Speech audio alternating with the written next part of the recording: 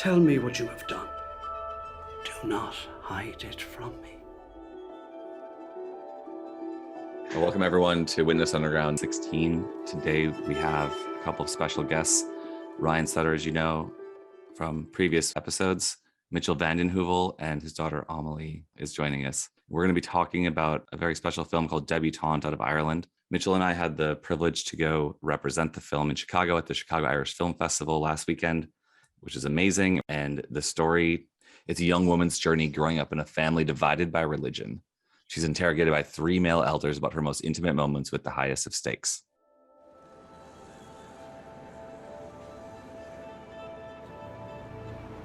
You promised me a story. The purpose of this meeting is to establish the facts and, if possible, to help you rebuild your relationship with Jehovah God. Then Joshua said to Achan, "Tell me what you have done. Do not hide it from me."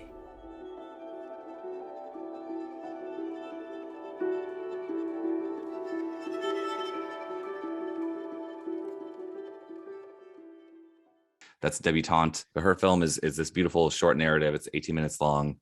That film is amazing, perfectly cast. The actors are spot on. It's creepily accurate, and they have no connection to the religion in any way. The entire cast is not related to the religion, the entire crew as well. They made this beautiful film. But let's jump right into it. Go ahead and reintroduce yourselves. I'm Mitchell Vanden Heuvel. I'm Amelie Vanden Heuvel. I'm Ryan Vanden Heuvel. I'm Scott Vanden Heuvel. I love all my children equally. One thing I didn't get to mention is the director of Debutante. Her name is Kamila Dydyna. Hi everyone, my name is Kamila Dydyna. I'm the writer, director and producer of the short film Debutante. She's a Polish ex-Jehovah's Witness filmmaker based in Dublin for many years and a very professional filmmaker and actress. And this film is up for an IFTA award nomination this weekend. IFTA is Irish Film and Television Academy, and there are 10 short films up for nominations. So fingers crossed that the film wins. It got rave reviews when we were at Chicago Irish Film Festival last weekend. We've all seen the film. Ryan and I gave some input on the film early on back in, I guess that was May, when we were out in New York City during our film festival run for Witness Underground. Kamila asked me for some creative feedback on an early cut, which we did. We gave her some feedback and got to see it. Mitchell and Amelie both got to see it really recently, as in a day or two ago. I'd love to hear how you both reacted to the film. Oh, warning, there's probably going to be some spoilers in this episode. We'll try to keep it to a minimum, but without giving away all details, what are some of the things that affected you? A big thing for me was the way that the elders were portrayed. I think that they were very accurate to real life. Even just the way that they read the scriptures and like held the Bible, it was reminded me a lot of being back at the meetings and things like that. The thing that was the most striking to me right away, and I know I've mentioned this to you, Scott, already, is right after the open, the first scene when they're at the stands trying to preach or whatever, cart witnessing. For me, the dad walks up and she's shunning him. Instant, like, flow of emotion for me. Something I thought about not in a long time, but I remember thinking about that when my kids were really little and I was needing to get out for them, for me, and so concerned that hypothetically that could happen to me. I knew people that happened to, like, and then I thought it was a great point that they never talk about why he got out, because it doesn't really matter if he left or if he was disfellowshipped for some reason. The point is his own child wouldn't talk to him. You liked the movie, right? You liked the movie? Yeah, I really did. It was really good. It was definitely like, especially that opening scene when it's just the cart, and that was just like, oh my God.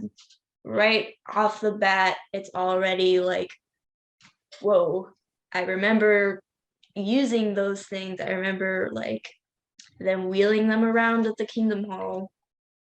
And it's just bizarre to see them in like something that's not from the organization, I guess. But Do you say any words to Kamila, the person who made the film, about what honestly, I think that it was like a very powerful message, and I think that it would be, to me, it feels important that people know that this is what goes on inside of the religion. Like, even though it's just one piece of it, I think that it's a very like big thing that people should be talking about a lot more, because most people don't know that this is something that happens inside the religion, I feel like. But it's like what most people live in fear of when they're in the religion. So I think it's a really important part. And I also think that it was just made really well. All of the actors were really good. I really liked how the story fit together, where like it wasn't just in like a chronological order. It was more like split up into kind of a flashback. And I really liked the music too. The music was really good. And just the way that like every character was portrayed reminded me of like how people acted and talked when I like, you know, was around more witnesses. And even now I still am around witnesses quite often. Also in the back of my mind, I was thinking that I think that this would be something that would be helpful for a lot of people to watch that I know, witnesses and not witnesses. Though I know the witnesses probably never will watch it. I think it could be helpful if they did. Kind of like bring forth and make them see what goes on in the very religion that they are a part of, and to like maybe put themselves in, you know, the character Meg's shoes. You know, how would you feel if you were being asked all these personal questions for something that you did that wasn't really wrong at all? I don't know, I'm kind of rambling. Oh, that's beautiful. Thank you. You never do that. That's the intro of the I ramble podcast all now. Yeah, I think that was fantastic. I guess we should lead with, what are both of your statuses with the religion, and how long has it been since you interacted with this? Like, where are you both at? I was baptized when I was 11. My parents were Jehovah's Witnesses, and I've been out for over a decade. Timing, like I took a very long way out. I was a non-believer, and openly a non-believer for longer than that.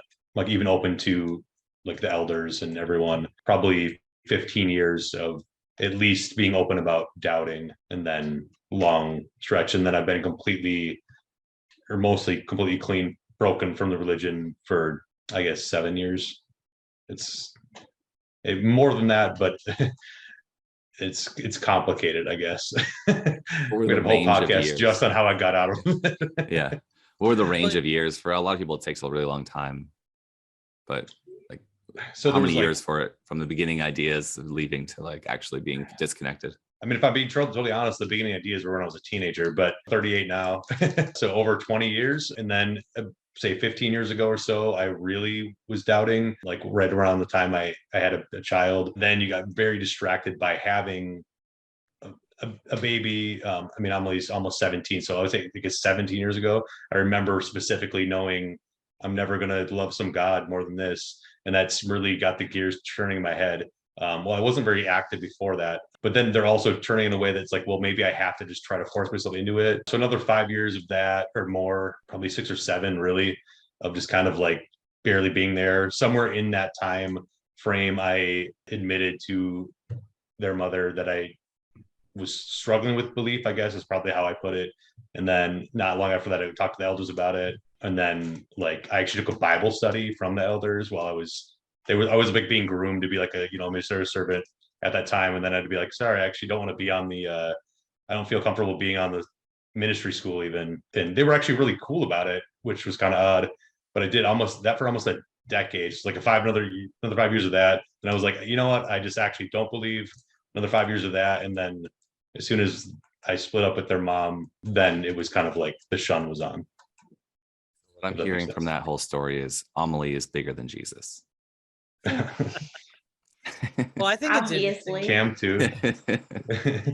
There's another one of us off screen. They just didn't want to be here, but Did it really, her birth, did that on any level make you try to be more of a witness? Like you were like, oh, I have doubts, but I don't want my, kid to suffer because I'm not being faithful. So I need to make sure that I deal with my doubts. Or were you pretty convinced that you just didn't think it was true and you weren't really worried that about whether or not that, I mean, like, did you just kind of fundamentally know it wasn't true and you weren't really thinking that you had to save her or whatever? I would say there's some of both. There's some mixture there. Like I certainly felt fundamentally that I knew in that instant or before that I could never live up to this standard or like believe in this thing that was so amazing that I could somehow shun my own child. That's like the most extreme part. I didn't see at that point a better way to raise my family, or I didn't see any benefit to like just leaving right then, out of the religion.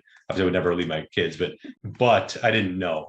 I was 21 and I didn't know how to do any of it. I didn't know how any of it would work.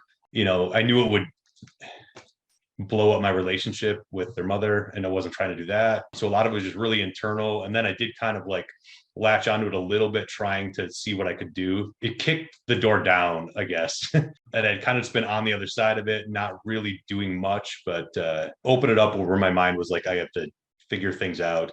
And then it's, you have a kid, you have a baby, and it's like, I'm figuring this out, but it's going to take me 4 years because this is so consuming. Like I'm also figuring out how to be a dad, how to be an adult. Yeah, there's how a to bit of that in your survive. 20s, right? Like when I was, you're in your early 20s and you become a dad. You and I are in the same time frame as far as that's concerned. That's why I'm just 10 years ahead of you. Yeah, right. My kid's going on 27 instead of 17. Yeah. Everything else is pretty much Lucky. tracking, so I get it. How about you, Emily? So I was born into the religion. Both my parents grew up in it. Seemed fairly normal, and that was just how it was as I was growing up. I didn't know that my dad was like questioning anything like that until I was probably 11 or 12, when he ended up telling my mom and also us. I remember I started asking him a lot of questions because I started to notice things, like he wouldn't sing the songs at the meetings anymore, and I was puzzled by that. So I'd always ask, and then he'd always be like, we're not going to talk about it right now. And I'd be like really confused. Or like I noticed that he didn't like give comments at the meetings or give talks anymore. So it was like confusing to me, but I didn't understand at the time. One of the biggest ones for me, or the one that struck with me, was the singing. Yeah. Because we sang all the time together. Like we were always singing and like whatever. So then I knew when you asked me about that, it was just like, I knew it was like, there's no I think way out of this one. And I remember asking you that. I think it was like a week or two before you told us, probably. That's a really interesting one. I mean, why did you stop singing? You out of all the things you're holding, I couldn't do it. The words in the songs. I stopped doing a lot of things, but that was the most noticeable to them. I wasn't praying. I wasn't like, I would like kind of pray, and to keep the routine, I would like pray with them before bed, but I changed how I prayed a lot. I would just like, I would make it a very more open to God, not to the God that we believed in. At that time, I wasn't consider myself an atheist. Now, then I didn't know, so I thought like, well, it's okay. I'm just kind of keeping the routine, but also not betraying myself right now. I didn't want it to like blow up because of a mistake or like something I said out of like emotion. Maybe some of that was like foolish, but it was really difficult, and I was trying to navigate it in a way that would hypothetically be best for everyone. So Amelie notices you stop singing. We'll get back to your story, Amelie. I just have one more quick question. Did you believe up to that point? I did, because I wasn't taught anything else. I didn't really know. That was just everything. That was my whole life. It was, God is there. He's always with you. You're always going to be with him. You're always going to have a relationship with him. It's always going to be part of your life. all of these things, the structure is going to be what like pushes your life forward. And when my dad told me that he didn't believe anymore, I mean, honestly, I was very upset. I was very like angry and sad and like emotional about it, because to me, that was like, well, that's wrong. How could you do that? You know, how could you believe that or think that or say these things? Because that's how like everyone else around me was acting. And she thought I was lying to her Yeah. through my actions or whatever, like through omission. You're kind of finally telling the truth. Do you mean you were upset about that he was lying earlier when he said he believed, or you felt he was? Yeah. Okay. Like I'd been lying by not telling her earlier that I didn't believe. Yeah. Okay. Yeah. How old that were you at makes this sense. point? I was about probably 11 or 12. It took a while. I don't know how long after that my parents split up, but it wasn't that long. It was about a year. Yeah.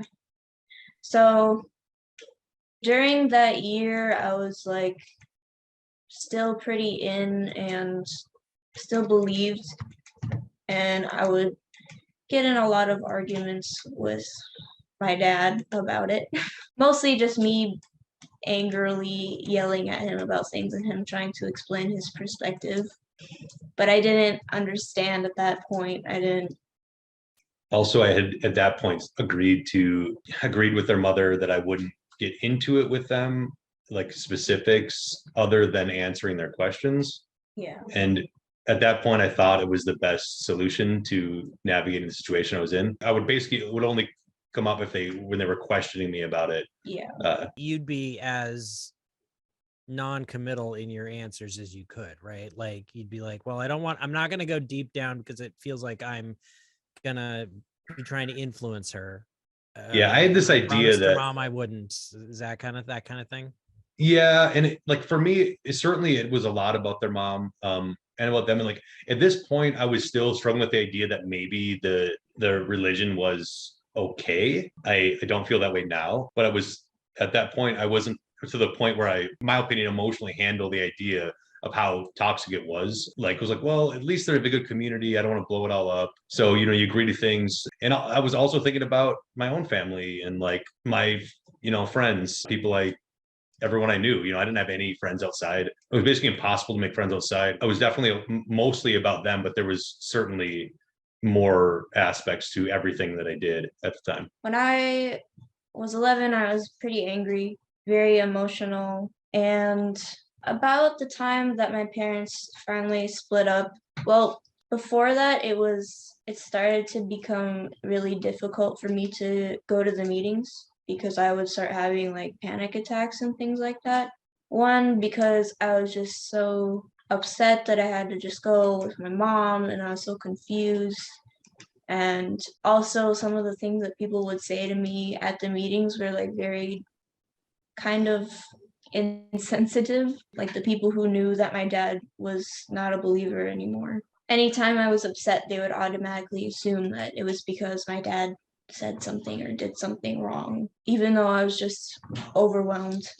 After they split up, that kind of got worse, because obviously I was upset about my parents splitting, but it wasn't all just anger towards my dad. There was a lot of emotions there, and I was pretty angry with my dad, and I blamed the religion a lot. I guess as I turned about 12, my dad started to talk to me more about his beliefs after they got divorced. He started telling me all these scientific things and all these studies he had read and about different information that some of it just contradicted things that I had learned as a witness, which started to make me think about things a little bit. And I remember I started to question things, and I actually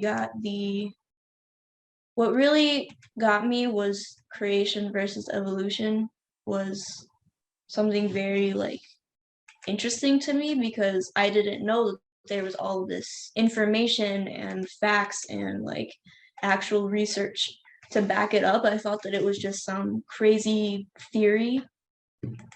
But when I started looking into it more, I started doing my own research, and I got the Creation versus Evolution book from the witnesses and was reading that. And I had a notebook with one side for creation and one side for evolution. And I just remember filling it out and writing in it. And for everything that I read in the book, there was like a contradictory statement in an article that I was reading about evolution. And then as I kept reading and like learning more things and talking to people, eventually like I started to realize that there's so much more evidence for evolution than there is creation. And at this point, I like started wanting to go to the meetings less and less. And that was like a big thing with my mom. My mom was not happy about that, but she believed that it was the best thing for me to be there. If you don't mind me asking, is your mom still? Yes, my mom is still a witness, which I don't know. It's an interesting thing. They've reconciled a lot. Yeah, yes. It used to be a very like difficult thing between me and her. As I was trying to figure out what I believed, I would get in a lot of arguments and fights with her because I was so frustrated that like this thing that I had been taught my whole life, like I was finding all of these different answers. And then when I was asking questions, people kept telling me the same things, or, you know, just plain out telling me that they didn't know and that they had to like do research or something, and they would never get back to me. So I got really frustrated with that because I was getting all of these solid facts and like solid reasoning from all of the research I was doing, but all the talking that I did to like even the elders and things like that, I just wasn't getting any solid answers. Yeah. Pretty similar story for all of us here, I think. Yeah. I talked to That the elders really- about the same thing. Yeah. You did it when you were 11. Yeah. It started. Yeah, it's a bit different. Wow. And That's- like, Kudos to you, by the way, Emily. thank you. During all of this, there was also there was a lot of weird dynamics between me and people in the religion. As I started coming to meetings less and less, of course, every time I showed up, everyone would be like, "Oh, it's so good to see you." And that felt really kind of backhanded to me because I'm like, I've been here, you can still see me. I just am not here at the meeting right now. Also, a lot of times they would speak poorly of my dad in front of me, or if I was feeling something or was upset about anything, people would come in and try to comfort me, but then they would always be like, you know, you can still love your dad. And I'm like, yes, I know I can still love my dad. I don't need you to tell me that. And it was kind of a huge battle between my mom because I started refusing to go to the meetings and she would try to make me go. And eventually, through the divorce, there was a legal thing put in place where I had to keep going until I turned 16. Yeah. So the legal thing was that it was just part of their like mediated divorce agreement that we could, things like religious things, we could essentially compel our children to do until they were 16. Yeah. So that kind of pissed me off. I was pretty angry about that. And that was something we mediated. I wanted 13, she wanted 18. We ended up at 16. Which it didn't actually last that long. I was probably about 13 and I would just fight my mom every single time, and it was really really hard for both of us because like we both end up crying about it and like being really upset about it. And you know, eventually she like got sick of fighting with me, so I stopped going. At some point she would just come to my house on Thursdays or whatever. Yeah. I will say this, Emily, like You're amazing. I'm really impressed. Yeah. Thank you. Same. Even like I didn't believe it all, but no hope for it even being okay for my kids to be in. All I know is that you did a better job of indoctrinating than I did, because when I told Sid the same thing, Dad's not going to be a witness anymore. Sid's like, I was wondering when you were going to figure it out. And he was 9. I didn't do any of the indoctrinating. Oh my. So someone did a better job, but it wasn't Well, me. I mean, the one big difference between my It situation and certainly wasn't yours, me. big difference between our situations is I was actually the witness parent who stayed. My son was born, and then my wife, his mom, Tabitha, she left and I stayed. I did sort of your wife's side of this whole scenario, and he was only about 3 or 4 when she left. So he grew up half at her house celebrating birthdays and Christmas and, you know, doing whatever, half at my house going to the meetings and doing whatever. And so it just never stuck. So he got lucky a little bit, I think. Open a big window for a difference. kid in there. Well, if they are Usually. presented with 2 sides and they're a smart person, they're going to figure it out. If they're only presented with one side, they work on the evidence they're given. If Amelie, you were given a bunch of internally consistent evidence that as soon as you matched it up to external data, you went, holy shit, this doesn't match, right? So, but you were not really being given a fair shake in that situation. You're not being given all of the evidence and saying, here's the evidence for evolution, here's the evidence for this mythological story, you pick. You're being given one and told this one, you know, works and the other one doesn't, and but we can't show you the other one because that will be disrespectful towards your beliefs. So, you know, that's a tough deal. Why I keep kind of being impressed and saying kudos to you is that, you know, given that opportunity, you had a sort of a safe option to stick with, right? And stick with mom, stick with the meetings, stick with friends, stick with whatever, but you went with what you thought was true. So respect. I think part of it was easier because though like my mom didn't agree with what I was looking up and everything, she never like tried to stop me from doing that.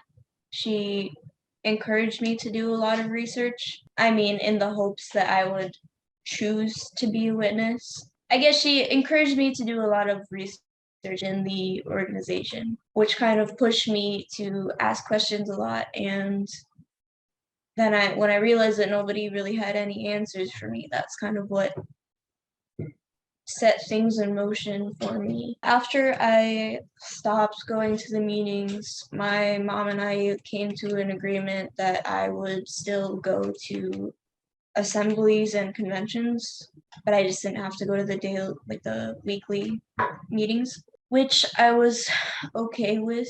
I was willing to compromise. I think the last convention I went to was obviously pre-COVID, so probably like 3 or 4 years ago was the I'm last guessing you're not convention. likely to go to another one.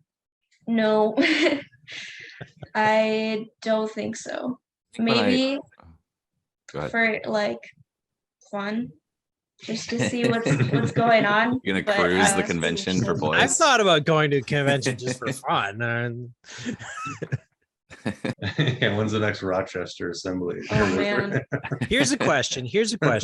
How do you feel about your mom's continued sticking to her beliefs in this situation? Me and my mom have a really good relationship now. We're pretty close, and I had a rough time with her for like a few years. Like our relationship was fairly strained and we would get in fights a lot. I think as time moved on and I just matured as a person, I was able to have more conversations with my mom in a calmer setting where we both talked about what we believed without trying to like judge each other, which I think really helped me come to terms with how she was feeling, because I know that this is all she's ever known. And also, just because you're a Jehovah's Witness doesn't mean you believe everything that they say, even if you say that you do. A great point. I realized after I left that I didn't know what anyone in my family believed.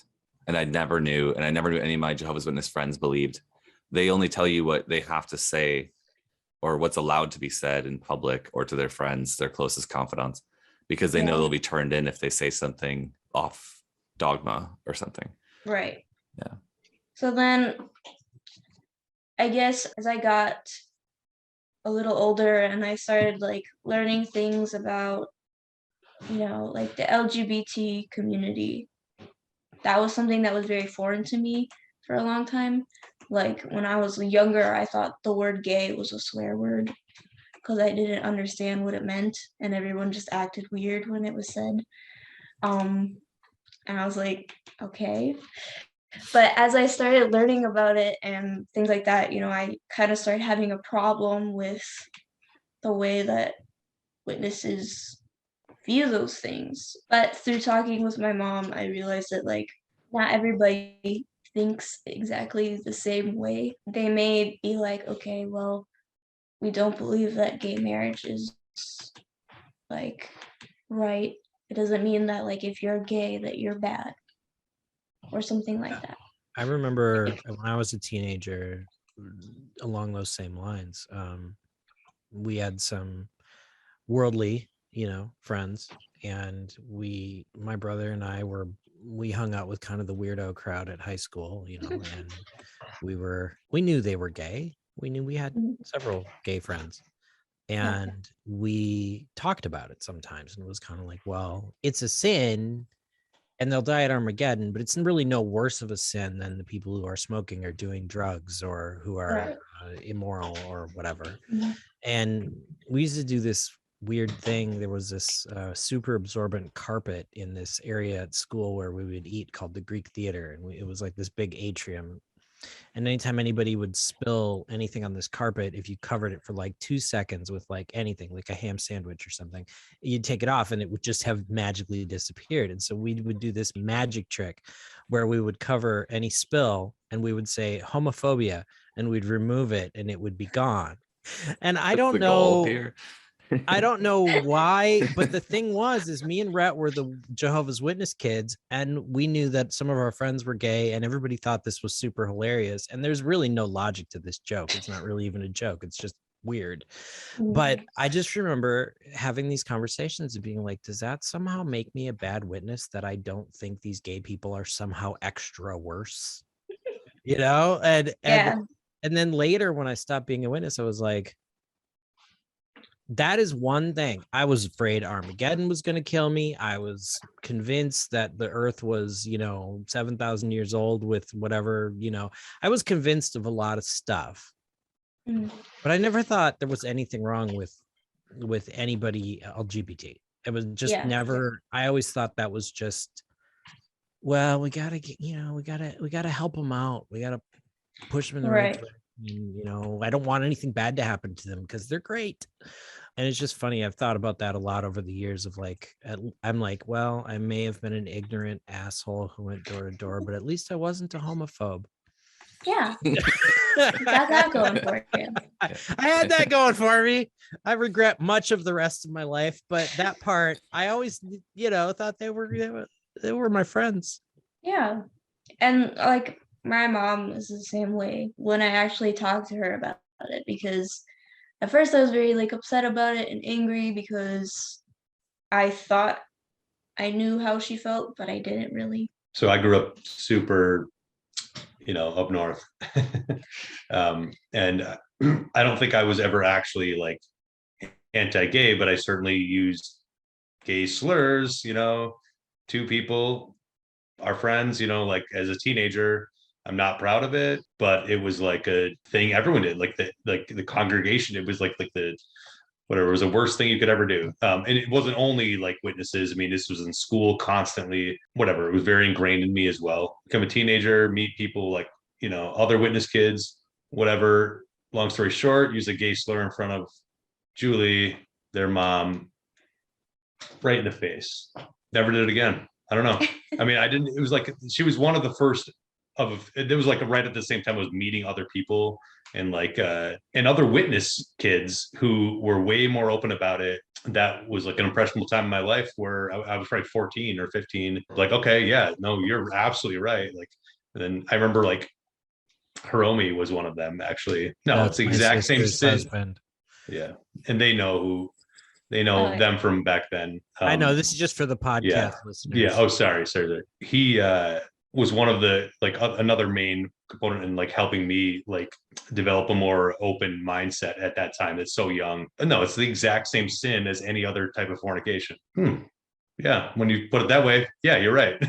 I Yeah, you don't don't think like- anything about some dude who had sex like outside of marriage. You know, like there's no, for me, was never any negative connotation. Like, I'm like, cool, you know. But what's Yeah. kind of an interesting thread to me about all of this is that we're all different ages, all four of us.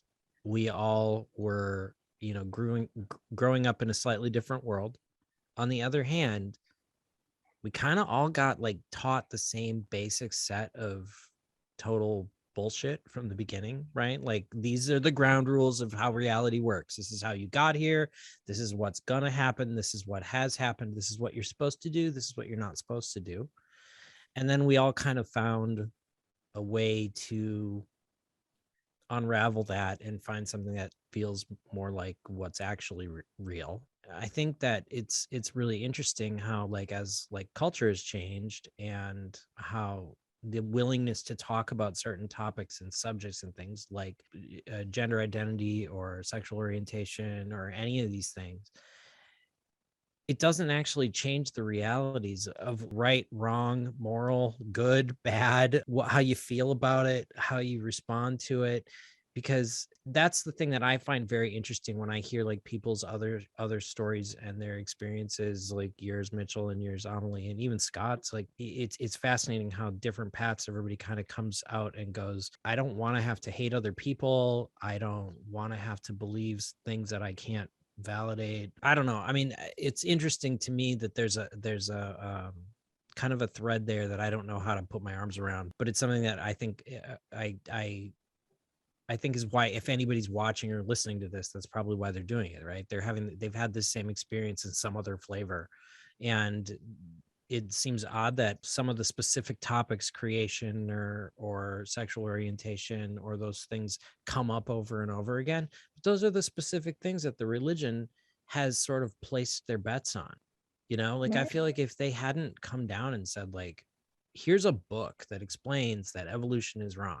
If they had just accepted science, somehow incorporated it into their belief system, they'd have a lot more adherence. Oh, yeah. Because when Millions somebody more, looks at it- probably. oh yeah, Like a lot of other churches and religions accept the science and say, wow, evolution is this incredible, brilliant thing. And we've cracked the code of DNA, or we started to, and wow, must be an incredibly intelligent person to have built the framework and wrote the code. But Right. witnesses are like, oh no, none of that happened. Like, don't look at the books at school. Yeah. Well, it's Like, kind of why? like if people go out of the tactical mistake the witnesses make, in my opinion, is they go out of their way to tell you that you have to keep ignorant about things and you kind of have to be an asshole towards other people. Yep. And if you're not willing to do those things, then you don't really have faith. And so the people who stop being ignorant and learn things, or who feel uncomfortable treating other people badly, they wind up leaving the witnesses. It's not a bad thing. It's a good thing. But it's interesting because like if they could just somehow incorporate honesty into their framework, we'd probably have, none of us would have ever tripped up on it, right? Because the people are pretty cool. I know your mom. The interesting things Some about of them are. the beginning of your story, Amelie, or both of you and your whole family, was that you had agreed as parents to not openly talk about what you believed with your children, and that you could answer What questions. I believed, Yeah. Okay. What you believe. not which because we had started something together, which sure, Wait, but so whatever. she could indoctrinate, but you couldn't. Yes. Yeah. Fair. What's interesting? I just agreed to, like, I was wall up. just, it was like, I was the one changing things. So I agreed to not indoctrinate them, I guess, at first. kind of a witnessy centric way to look at it. It is what it is. I know. I'm just saying. Yeah, I should have went to it from neither of us can indoctrinate them. Cool. Speaking of I don't think Hiromi, that was going to go over very well, but I remember talking to Hiromi once when I was blogging about what I didn't believe, and Hiromi explaining to me how I shouldn't do that, and me saying, yeah, well, then you stop going door to door. I shouldn't say what I believe, but you're okay knocking on strangers' doors and telling them what you believe. Cool. Come join us, please, or we'll keep coming back. One of the things when I visited my grandparents the last time back 4 years ago when I was making Witness Underground, that I stopped in after just to say hi, and my grandpa came to the door and he's like, "Oh, we heard you're making videos against the witnesses." I'm like, "Yeah, and your religion makes videos for the witnesses." Like, I feel like we're on equal playing field. You don't have to. Have you ever watched the videos that the witnesses are making about their faith? He's like, "I've never heard of those videos." I'm like, "Well, there's an entire TV evangelist wing that they spent hundreds of millions of dollars building this TV studio, and now they're televangelists. Do you know that? Well, like, if they can do that, I feel like I can make a video that talks about what I believe." He's like, Yeah. "Okay, come on in." And I was like, "That was my in? Cool." Hey, I didn't think that was worked? going to work. That actually worked. Oh my son of god! a bitch, it worked. So it turns out if you want to have a relationship with any of your family, you have to make a video and then use this argument. It works every time. Somehow that has It works every time. One of one. One of one. Would you do One it 10 data more point. times and let us know your average? I don't really think you're a representative sample, my friend. One thing I was peer reviewed. Yeah, this is serious data. One thing I was thinking about your mom, and I only want good things for everyone in your family, but we may have just outed her for being not an asshole and not a homophobe, which is pretty great, but she might get in deep, serious trouble for not being homophobic enough. I don't think that's. Probably not, Okay, good. because her view is she still believes that they shouldn't get married or like be with each other, but she doesn't think that being gay is like makes you a bad person, or She doesn't think it's gross. yeah. We don't know what she actually believes. Yeah. I mean, One I knows what only Jehovah That's what know she's willing to tell us. I know some, and like I make some assumptions based on how she's acts and talks to me about things. Neither of us, Amelie included, I think, correct me if I'm wrong, are speaking for Julian anyway. Yeah. Yeah. If any elders are watching this. This is actually a funny thing, and I would like to get back to Debutante at some point, and Yeah. I want to hear more of your story. We but- should We'll probably get to do the that. film. We'll get to the film. Yeah. Oh, just the idea that like you just brought up that if an elder is watching this because you appear in it, Mitchell or Amelie, which they might, which is interesting. Like who's checking in on and watching supposedly apostate things to Right. spy and then report God, back. I hate that word. And then yeah, right. And then like it might be trouble for someone who's still in the religion because they watched something they weren't supposed to, and they're getting back to the elders because like one person might have seen it, and that somehow that will like change the universe forever in a negative way. Like just stop watching shit you don't want to, or like don't put these walls up that just divide families. If it's just a lot of effort people put in to be nosy and gossip and cause problems in other people's families and lives. Also, who's the elder or whoever who would think that they are the one strong enough to walk right up to Satan and confront him in our like webcast of apostasy? And they couldn't be influenced. Right, Like- right. They have That's armor how- on somehow. I mean, that's what they tell you never to do. Don't Yeah. ever do it, because anyone is susceptible.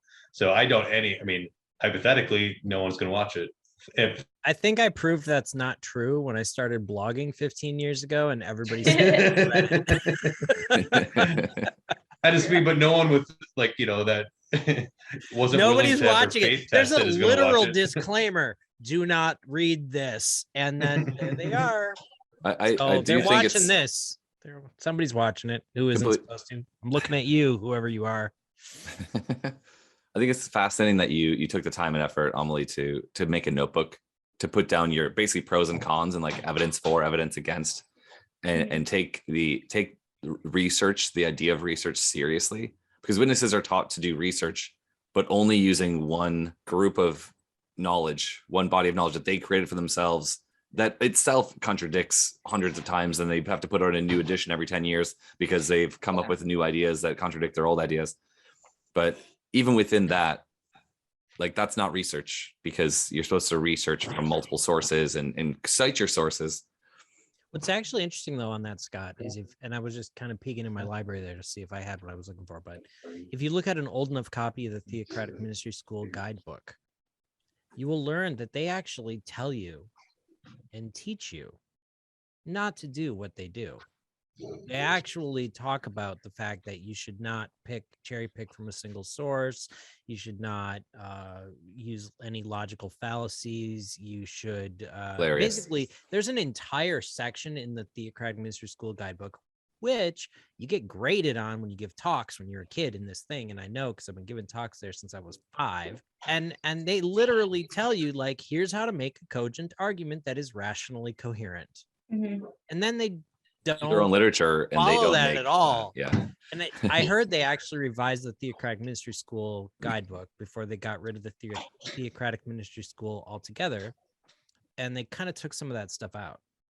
Well, just the idea of a logical fallacy, once you understand what that is, everything they write is completely filled with a lot of them. So weird. It's kind of like how, you get told, be honest and tell the truth by somebody who lies to you every single day. Since they told you don't lie, you assume they're not lying. It's a great cover for them.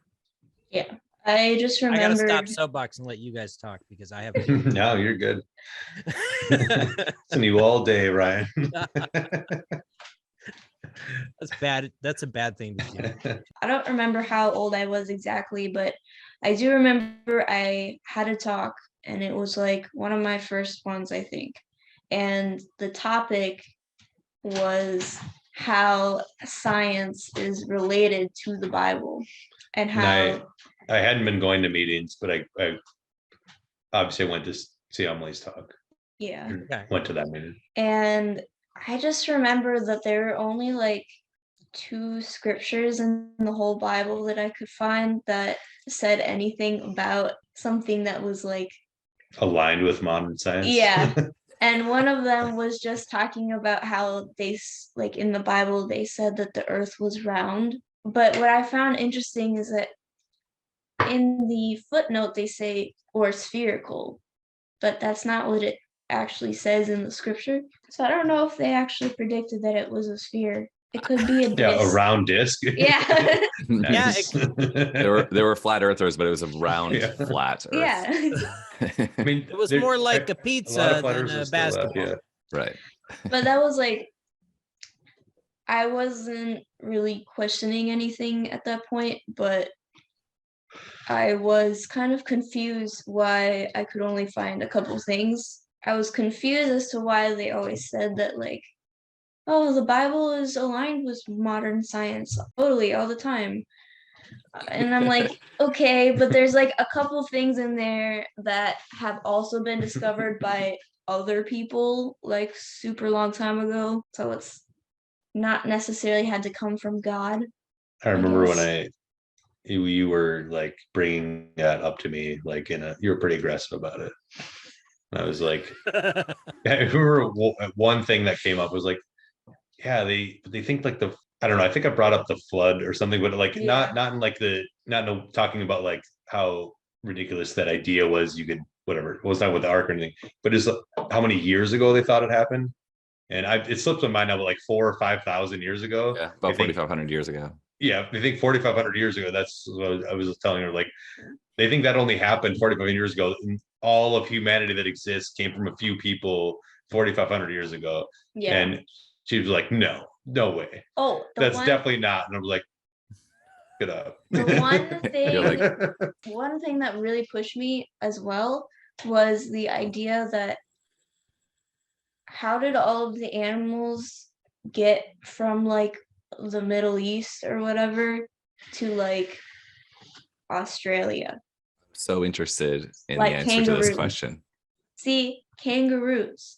How did they swim across the ocean? Not just one kangaroo, all kangaroos. All kangaroos. And there's not a single fossil anywhere else on the planet. No. None of I'm them got like- lost. None of them died. Yeah. None of them It's died. impressive. Honestly, it's very impressive. Oh my god! And like, I love Don't this. fuck going. with kangaroos.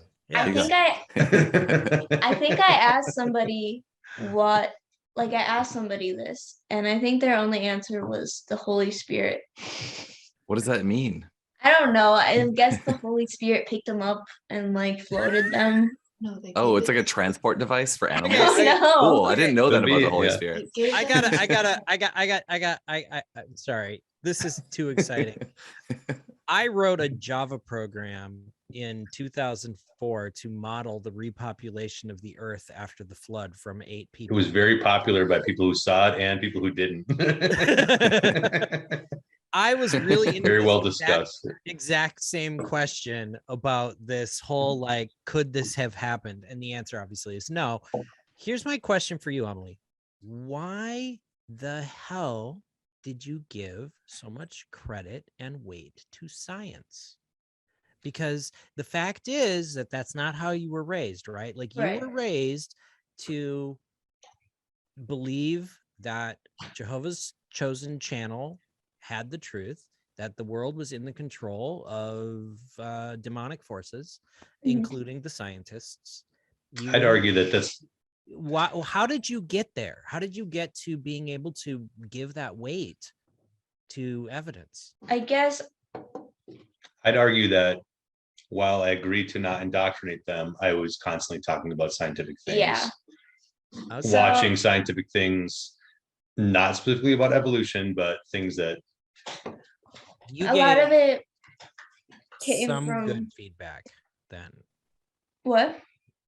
Your dad gave some good direction in Yeah. modeling that science was a reliable or at least more reliable source of information. I guess so. Since my dad was always like, he would talk to me about just different studies and things, it wouldn't really even be related to anything that would be like contradictory in the religion. But plus also like, my mom and other people would do that with other things. So like my perception of science and scientists was like, okay, they are smart, they do these things, they find the facts. I believed that.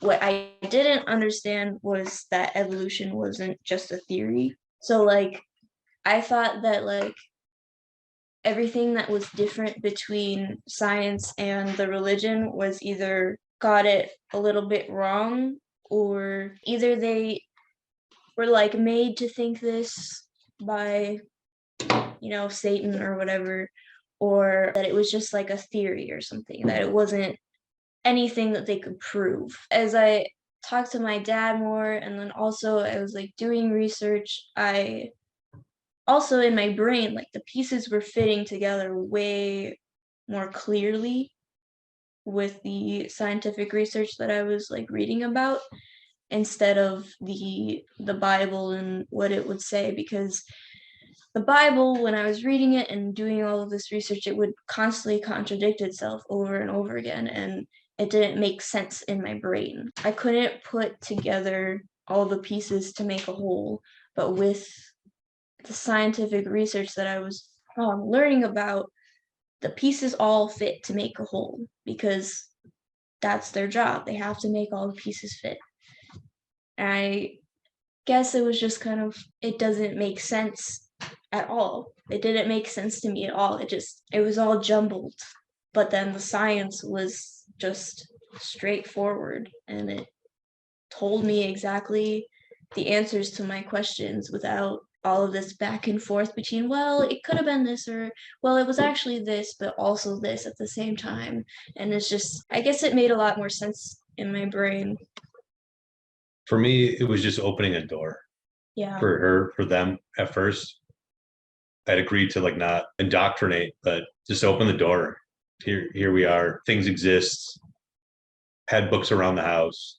Whether or not they were like, even if you weren't reading them yourself, you knew what I was reading. Even if it wasn't strictly scientific, it was something else, whatever we'd watch things that had nothing in them that in any way contradicted Jehovah's Witnesses, but just the ideas that they present can help you think in a different way. Yeah. That was kind of always wanted to do that. Just I think hold the like door open a little bit.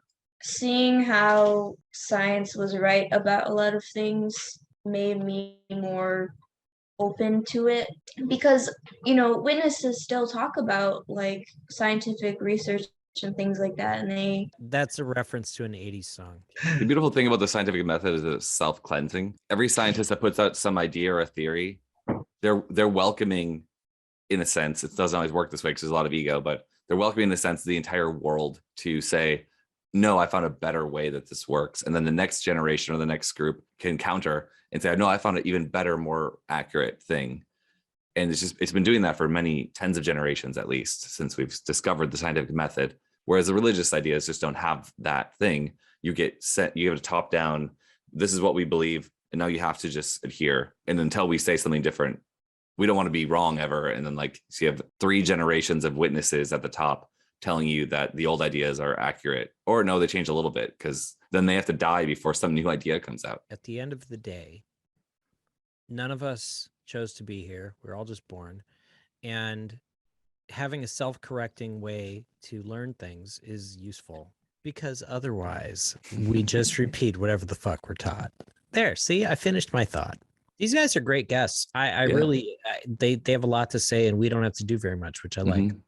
Yeah, I've enjoyed not doing very much. It's really amazing to have such a young person give their coming out story, really. Their coming out journey in such a different environment than the rest of us. Like they have dueling parents, essentially, dueling ideas. Fantastic. It's fantastic.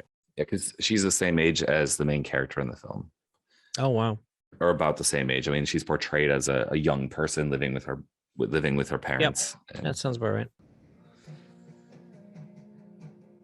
What are you listening to? Is this your new track? Sorry, I was just the band chat. Somebody posted a new mix of what we recorded last night. So Very cool. And what is it? New version of the Awkward Body song "Pioneers," which has nothing to do with Jehovah's Witnesses pioneering, but we're 6 songs into the new album. So cheers! I'm excited to hear it. nice. Me too. It's coming along pretty well. We've been doing weekly tracking sessions, and we've done 2 of my songs and 4 of Mason's. So you're making new music, right? Your own music. Did you make some songs, Amelie? Oh, I was just like, you should produce my song. I was just gonna say that's what I want to recommend. You need to go to Nuclear Gopher Studios and be one of the first artists on the record label. I think you're what, Amelie, you're what we call a legacy. A legacy? Yeah, it's like if your parents went to the college, you get in. Oh yeah. So you're a shoo-in. You're saying she's not getting in on merit because her songs are really good. I would love to hear Amelie's Someone songs. get it on my merit? I've heard shit. They're on my Instagram. I'm cool though. Wow. Okay. Promoting yourself, Amelie. Yeah. Yeah, what's your Instagram? Get it out to the world. It's not recording yet. Don't worry. Oh, it is. Oh, it is. Yeah. Oh. It says recorded. In all seriousness, all we were talking about was music making shit. And if you are a music making person, let me know. I am. All right. We'll definitely send you You don't at least really one of her have songs to. that have because it's No, I'm awesome. just kidding. No. I mean, you should check it out. It's great. I would like to hear people's shit, whether it winds up on Nuclear Gopher is dependent on whether Nuclear Gopher ever exists again. It's so Okay, well, good. real quick before we get back into anything else, Scott and I have committed to getting the Nuclear Gopher symbol tattooed on our bodies. Are you in, Ryan? What? I'm in. Yes. Yes. So we're thinking this is awesome. like not Okay. just the Nuclear Gopher thing anymore, though. This is like the rebel symbol.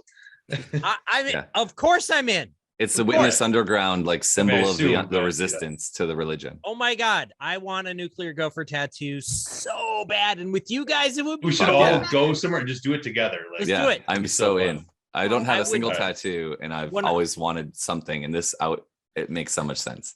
I got a new I'm- tattoo today. This is happening. Jesus. Wow. Nice. What is that? That's cool. It's 2 coffins, and there's skeleton hands holding hands and Z's. So it's from it was inspired. The story of why I really wanted to get it is long but it's inspired by an Against Me song called Two Coffins. Oh yeah, I love them. Especially love their early EP stuff, like their All right, when are we all acoustic stuff. going? When are we all going somewhere and getting nuclear gopher tattoos? This next has to film festival. Tomorrow. I'm in. Let's go. You're not over that Heck yet. yeah. Almost. Yes. I love it. I love that you Only wanted like Amelie a year too. A away. year and a month away. We already have our first tattoo plan together. Oh, this is also Uh, good. You ever Second hear tattoo of that man. book, Mitchell is Moving? No. It's, well, It's my name's like- Mitchell, so it's a children's book, and my parents bought it for me, and then I have it still, and I read it to my kids. And it's these two dinosaurs, best friends, Mitchell and Margot, and one moves away, and then the other one follows it. And they're just two little dinosaurs, and we're gonna get them, I guess. It That's doubles kinda as a bright eyes tattoo. Yeah. Also, at the beginning of Fevers and Mirrors, that's the book that kid is reading. Oh, awesome. Yeah. That's fantastic. Wow. Which is perfect because they're my favorite band. They're amazing. We're seeing them this month. I know I'm seeing them We're gonna get twice. to see them where are in you seeing Milwaukee Bright and Eyes? Madison. Milwaukee and Madison. Wow. Cool. So I Nice. had planned to take Amelie to LA to see them. Then the pandemic hit, and then there was like a lull in the pandemic. Everyone was vaccinated. I was going to take both kids to see them in Atlanta because I wanted them to see them at a general admission place, not in the stadium. That got canceled because of Delta, and now they're going to be in Wisconsin. So Awesome. we decided to see them. Better see them twice. Send me those ticket dates. I'm in. I might. I will. March 24th and 25th. Oh, this month. Oh, Oh, wow, yeah. that's Yeah. Really expensive. I'm still recovering from the last weekend when we hung out. Yeah, sure, yeah. Also, you're only I can't invited believe to I see it fucking with us missed on the you at the 25th.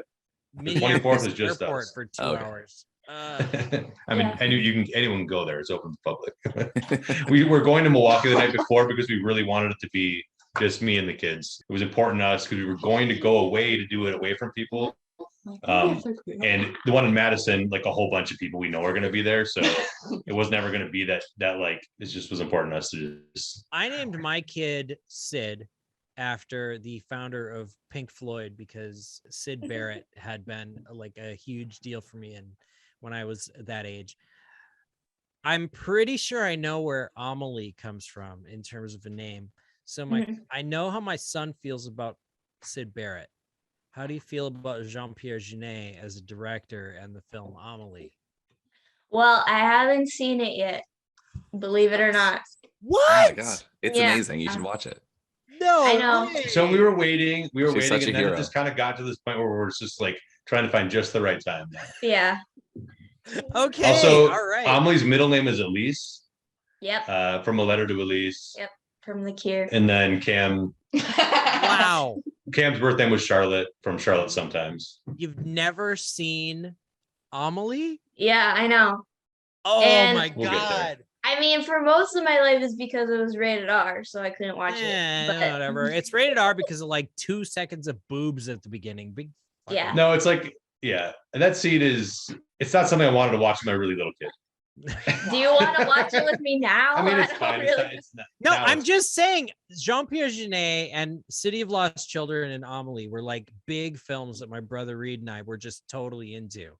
And the first time I ever met your dad, and the first time I learned that he had a daughter named Amelie, I was like, oh my God, what a great choice. That's a great choice. So that soundtrack for Uh, me is really special. I think I listened to it well over 100 times. I used to like Yeah. have it in my like creative space and only one CD, just that soundtrack, Jan Tiersen, and I would just loop it for hours and hours and hours. You know the French song Mon Petit Ami that goes da da da da da da da da da da. I hear that in my head as Jean-Pierre Jeunet, Jean-Pierre Jeunet, because like I just love that director so much because of Amelie. It's just like the best movie. It's so good. We'll watch it soon. I need to watch it. I've We'll all thought watch about together it. while we get tats. I've almost watched it once, but I never did because I was like, well, I don't know if I'm ready. I'm so Also, glad it I kind of got that became a ahead of thing It's where a it's like we'll watch it defining with you moment. eventually, and then we split up, and then Yeah. I feel like there was kind of a aura of like wanting to watch it with both of us, if I had to me. guess, Yeah. which we Wow. still could do. It doesn't mean, yeah, we can do that. I Make your didn't mom mean go to through it. bring It is up rated R though, and I will have to report her to the elders. well, yes, yes. I mean, obviously, as a baptized man myself, I couldn't let such a transgression go. I didn't mean to bring Scratch up a that part. sensitive subject. I love that movie so much. I had to ask, and No, yeah, it's not sensitive. It's I Alright. definitely want to see it.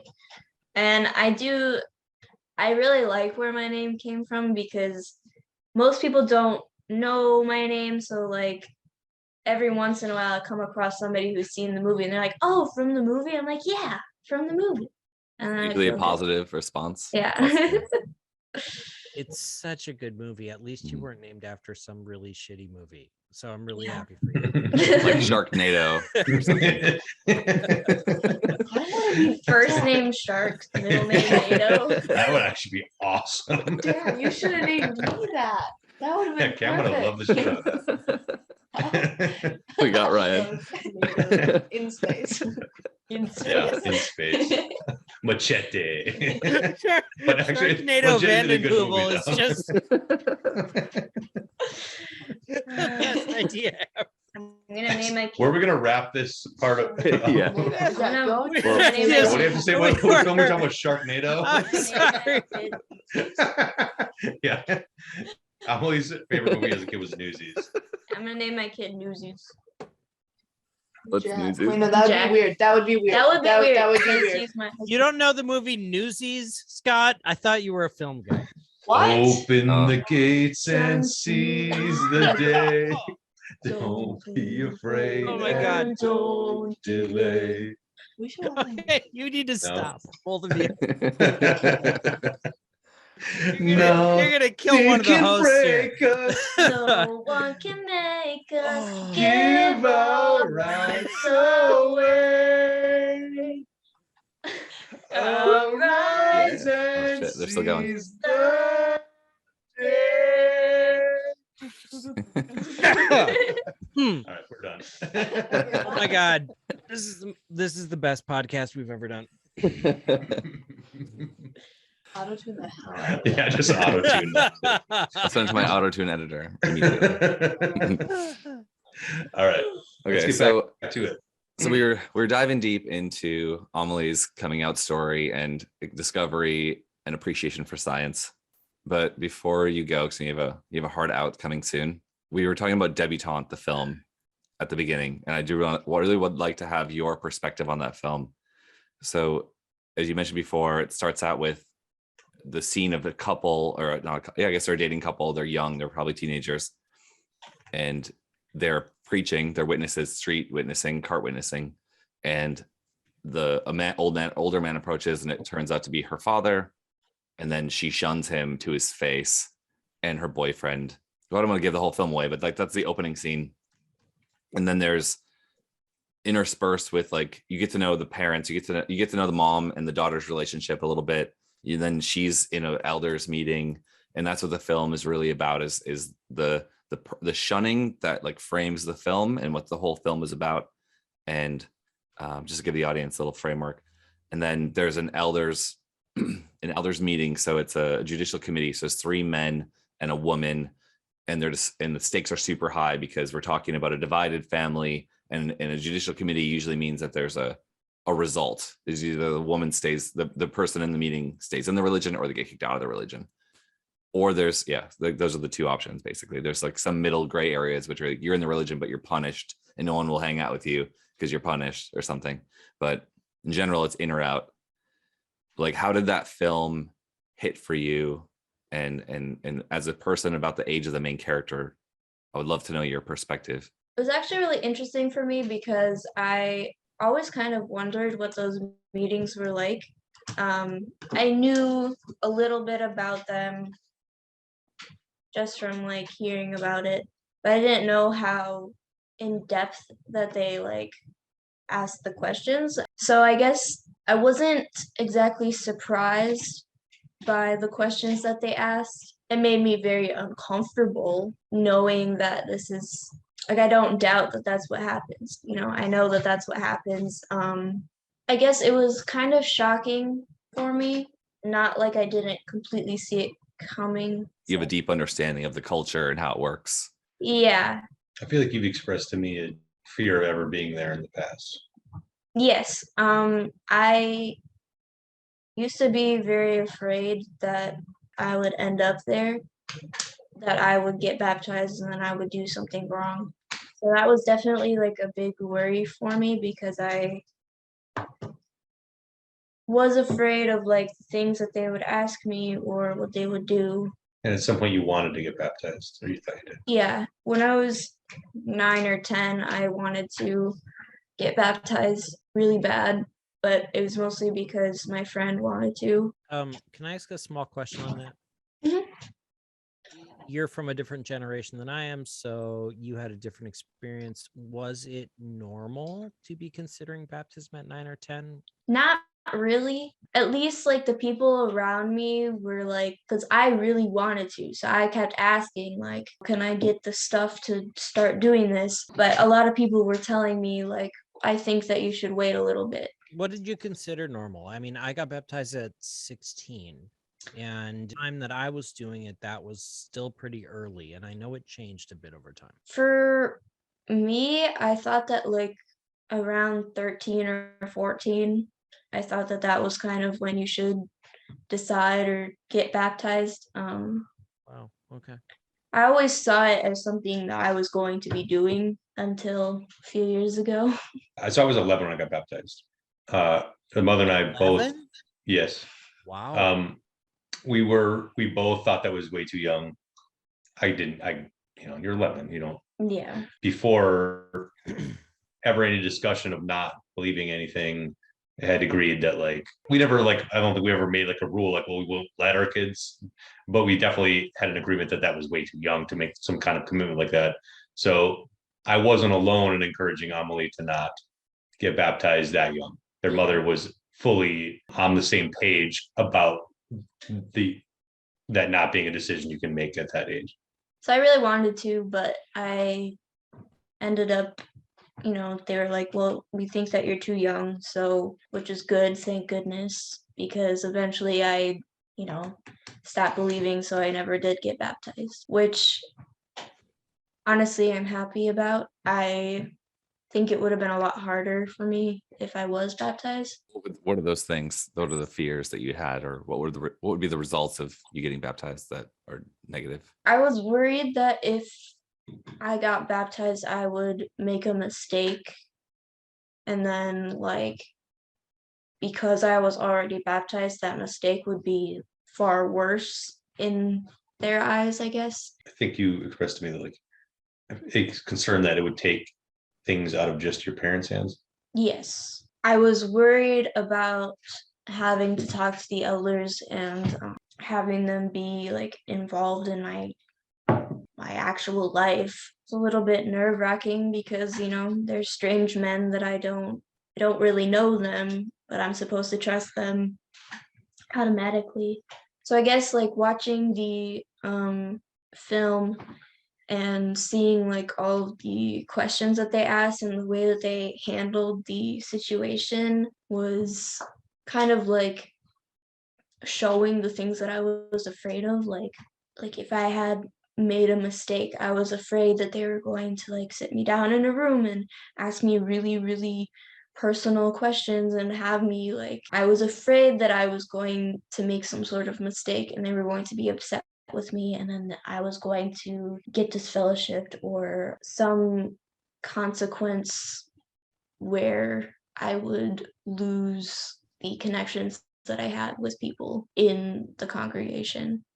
People in particular were important for you that you could lose? I was pretty worried about losing some of my friends when I was younger, especially my best friend. She was like, her family still is very involved and she wanted to get baptized. She's younger than me and she wanted to get baptized, which made me want to get baptized because I kind of saw her as the ideal Jehovah's Witness kid. This is like one of my closest friends' daughters as well. Yeah. So I was really like afraid that it would affect my relationship with her. And I had some other friends that I also like didn't want to disappoint. But also, you know, a lot of my family are witnesses, so I was afraid that You're third gen. yeah, I was afraid that either my parents might be upset with me, or I never really was afraid that my parents would shun me. I didn't think that would happen, which I'm grateful for. But I was afraid that they would be upset with me, and I was afraid that other people in my family would shun me or stop talking to me or think of me in an unpleasant way. Mostly my grandparents and my aunt, everyone that I really knew was in the religion. So all of my friends, all of the people who are like considered my family friends were in the religion. So I was afraid of losing them. And even the people who were just my parents' friends or people that they knew or grew up with, I was afraid that me being not believing or making a mistake would somehow affect their relationships with people. So you were carrying all of that guilt in advance? Yeah. You hadn't done anything. Yeah. And you were worrying that you were somehow in the future going to disappoint people by not being perfect enough? Yeah. Like, oh, you poor thing. I'm so sorry. I remember, like you're dealing like, with all the consequences of the punishment before even doing anything wrong. Oh, like, yeah. I mean, you're sending yourself to jail mentally when you haven't even done anything. Like one time they played Harry Potter at school, like the movie, Ooh, and rough. my stomach Dangerous. was churning and churning the entire time. I felt so guilty just for being in the room while it was playing. And I like that, yeah. I was in like elementary school. Wow. Maybe we all did with some of that at some point. Oh, I definitely had some very similar. We all did, thoughts. yeah.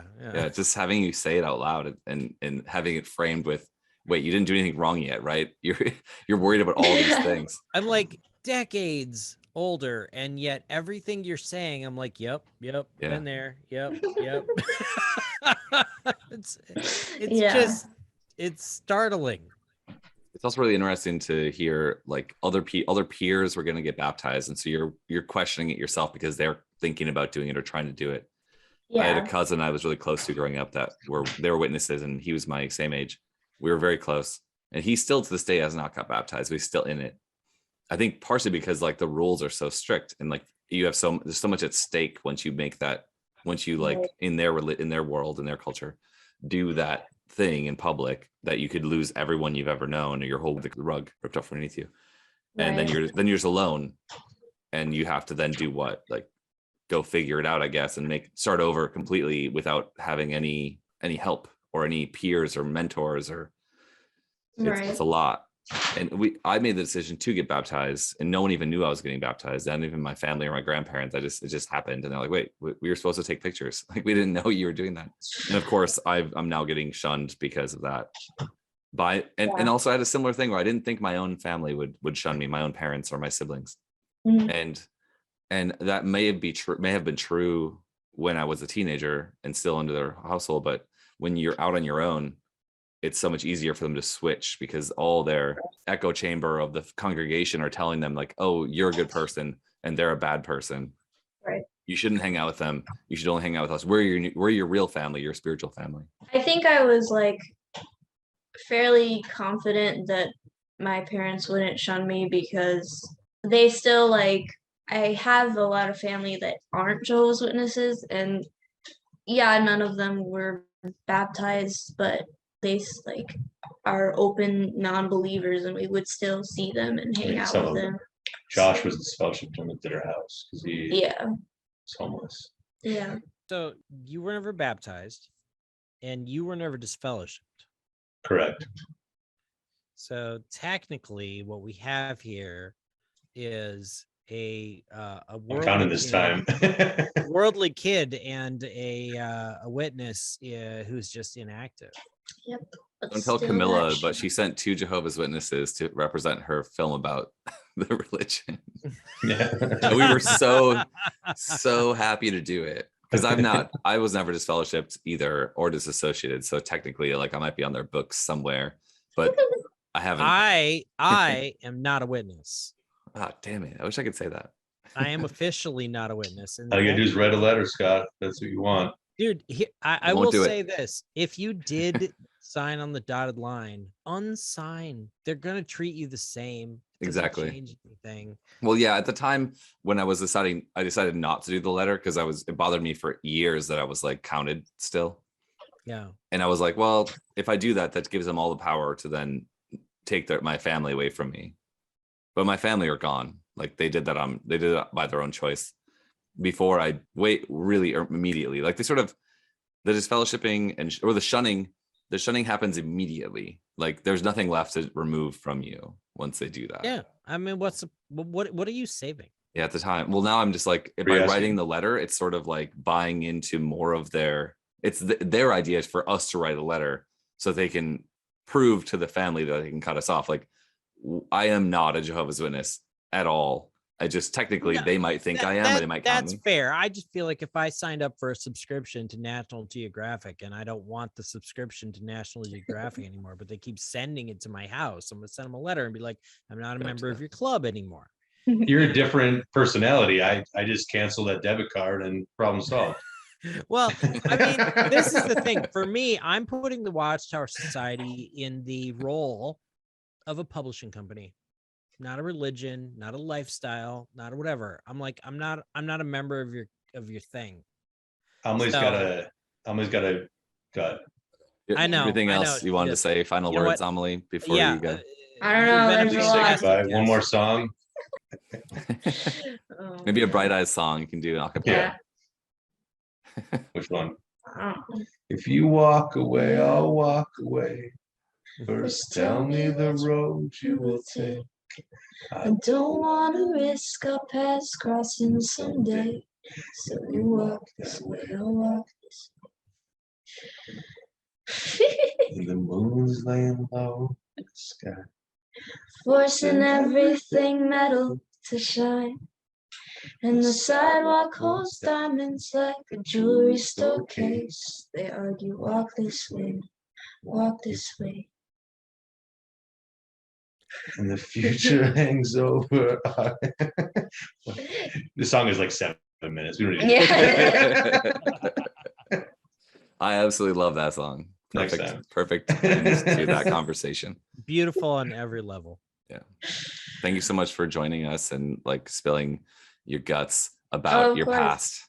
I honestly haven't talked about it in so long that it's kind of nice to like get it all out. And honestly, it made me remember a lot of things that I've forgotten. Hopefully in a good way, healing maybe. Yeah, I think it's something that I definitely want to record more, through writing or whatever form. Like you want to document some of these things. Yeah. You'll never regret that. Record what you're feeling, record what you're thinking, music, poetry, writing, anything that you feel you need to do, just do it. It's healthy. Yeah. Before we started the podcast and right after we filmed at Ryan's place and with everyone else in the Witness Underground documentary, I came down to visit you guys for a few days. And at the time I think you were 13, you'd been reading 1984 or some other. Yeah. And I pitched the idea. So long before the podcast, I was like, I would love to hear what you think as a young teenager. George Orwell. I was probably reading 1984. It was either that or The Stranger. Just Camus. Yeah. Yeah. Okay. Yeah. You'd mentioned George Orwell and how I was asking you like what you thought of that, how it compared to the Witness world, but we can do that another time. But I would love to, dive into that. Yeah. I should read that book again because we should just find another one. Yeah, exactly. Yeah, some other. Everybody should read 1984 every. Oh, it's a great book. 5 years. Yeah. I think I first read it in 4th grade. It's the only book my dad ever gave me. That's impressive. And yet you want to know what I thought of it. We had a whole book discussion about it as witnesses as a teenager. Doesn't make any sense. It's not as impressive as you think, Mitchell. It was literally the year 1984. So I read the book 1984. Yeah. I mean, even getting through it in fourth grade. Is Yeah. impressive. It just felt appropriate, and I was already reading a shit ton of sci-fi. So I thank was you reading so the much YPA book for only everything. in fourth grade. Oh, young people ask how to meet girls. You know what it literally says is like observe them from far away. Yeah. And then make a decision. Like, Creep on them yeah, right. Just pick one to talk You're like- to and be like, hey, you for the wanna rest marry of your life. What'd you say? No, Emily? just observe them from far away, like pigeons. me?" Yeah. Just with a like magnifying glass, and be like, I think that sister walking down there at the convention is somebody I should go talk to. And then all you have to do is ask if they want to go in service with you, and then you're set for life. that explains my first two Uh, marriages, you Amelie. wanna I'm sorry. preach? Yeah. If you want to like, Hey baby, You want to rub knees together in the back seat of an elder's car? Yeah. What if our legs touched in the back seat? That'd be cool. Oh, that's the worst topic in the world to get on is witness Oh. dating. Let's not do that. Yeah, it's very different, and I'm Maybe glad that next you. time. We should have an entire podcast about it, though. I would be on that one. I would Right. probably Every lucky level down. of it. I might Bad opt out of witnesses that too. one. I don't think Emily's going to be here for that one. Thank you very, very, very much for joining us on this. And yeah, thanks for like letting giving your me perspectives. talk. It was Absolutely. cool. I like doing it. All right. Good night, Emily. All right. See ya. Good night. Bye. Bye. Rock and roll. How do you think that went with your daughter, with Emily? I mean, it was great for her. I thought it was great. I don't know, like, I hope it was it's something you can like use some of. Obviously that kind of was it seemed like it got way off of what we had intended to just like focus it on, but I think it was great for her. I enjoyed the whole thing. One of the best things about this is that you never really quite know where it's going to go, and sometimes it goes somewhere really special. And I think Yeah. I think it's really rare, and that's what I said to her 4 years ago when we met up, and she was talking about George Orwell.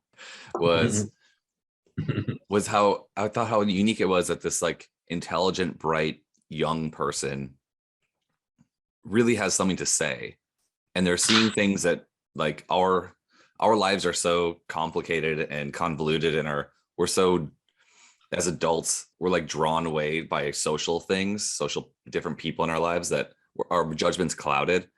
But this like young person is seeing something that maybe no one else is seeing. And I think that was true with like Ryan's kid in the story there. And I was really interested then to find out like what's her clear perspective from this young person. And it was really interesting to kind of get the backstory for her coming out experience, which I think is really rare. I've never seen a child. Well, she's not a child, but now she's a teenager. She's still a child. Reflect back on her youth. I mean, it's a world of different from 15 to 17, much 13 or 11. Right. It doesn't seem like that, I mean, from you, it does, obviously, 'cause you're in it, but like, Yeah. looking back from 40 years old, it's like, oh yeah, teenager, that's like one thing, but no, it's not. Like, you have amazing and interesting things fundamentally changing how you see the world every 6 months or year or something. That was great. Yeah. It seemed like we were all on the same page, but Yeah, that was great. We loved it. thanks for being here for that. It was a lot. It just, the dynamic was different, and she talked about a lot of things that she won't just like, we don't just always like rap about, It was great. Yeah. Like creating a space for a coming Yeah. out story is a unique thing, I think. Yeah, and she was very honest and forthcoming, which was great to hear. So I think the still connected with her mom aspect is one that's not being told very much too, and the still seeing some hope there or something. Having a relationship at all is the best case scenario. And Yeah, being a yeah. healthy relationship or a positive Yeah. relationship. My mom texts me twice a year, just nailing it over here. hey dude, I've seen my dad 3 times in the last 18 years. So Yeah, I know. Like, that's what I'm saying. Like, it is, my parents basically shun me. I mean, they don't deserve any fucking awards, but Thanks for coming on the Witness Underground podcast, everybody. See you next time. yeah, love you. Peace out. Well done, Scott. Go to bed. All right. Nighty night, guys. Did you get any of that? Tell me what you have done. Do not hide it from me.